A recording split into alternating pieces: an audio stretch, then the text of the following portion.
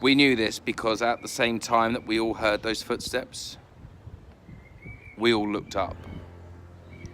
After hearing the footsteps, the next thing we decided to do was a Ouija board. We figured that if there was someone there with us, we might as well try and contact them.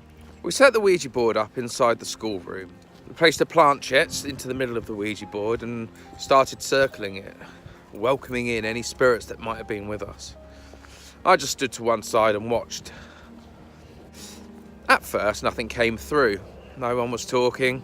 No spirits were in the room with us. People were starting to get slightly disillusioned. It was at this point that the planchette slowly made its way over to the letter A, then L, then Y, and then S. Alice. I have to admit, when I go on these ghost hunts, I usually keep a level head. So I was really surprised at how uncomfortable I felt. I'd go as far as to say at this point, I was scared. It was very clear to us that the next place we had to go to was the master bedroom. We slowly made our way up the stairs. Bear in mind this is a 1950s house. The stairs were incredibly creaky. As soon as you got to the top of the stairs, you were at the foot of the bed.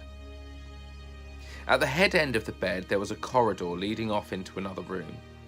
Now, it's important to know that this door was open, and if you sat on the bed, you would be able to look down the corridor. We were in the middle of the countryside, and there was no external lighting. We sat for what felt like ages. Whilst we were in the room, a few of the people said that they saw little lights darting across the room. I didn't see this. One of the lights was supposed to be green, the other one red. It was at this point that I noticed that the man sat on the bed had started to seem uncomfortable. At first he was sat still, looking down the corridor. But there was a movement to him now, a sort of unease. He kept looking around the room and down the corridor as if looking for someone.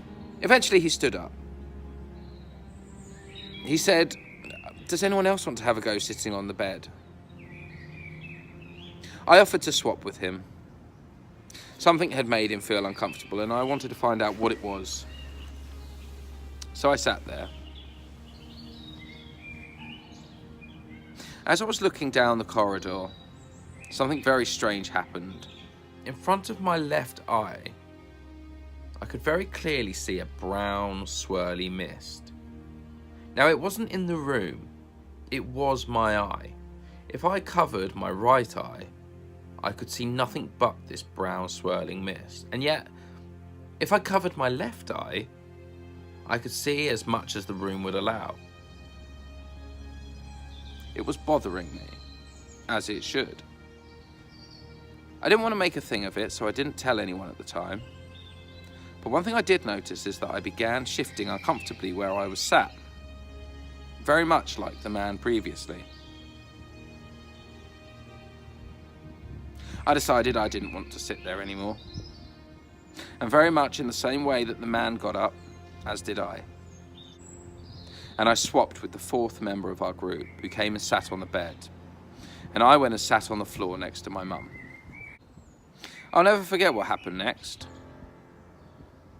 It's possibly the most terrifying thing I've ever experienced. In the darkness, I began watching him, his body movements.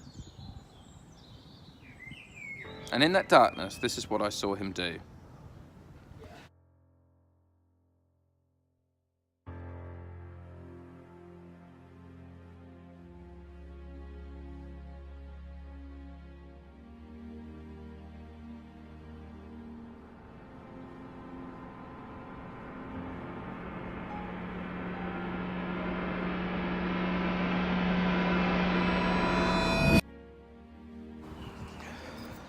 So the man shot up. He bolted straight out the bedroom and down the rickety stairs. Without even thinking about it, we followed him. We looked around quickly for the man who had bolted, but we couldn't see him. We saw that the kitchen door was open, so we went outside. It was about 2 o'clock in the morning by this point. It was icy cold outside, and we were met by a grown man cowering, crying his eyes out with fear. At first we tried to get it out of him as to what he'd seen, but he couldn't speak. He was terrified. Eventually, after he'd calmed down, he explained very clearly that whilst he was looking down that dark corridor in the pitch black, he saw a little girl come running towards him.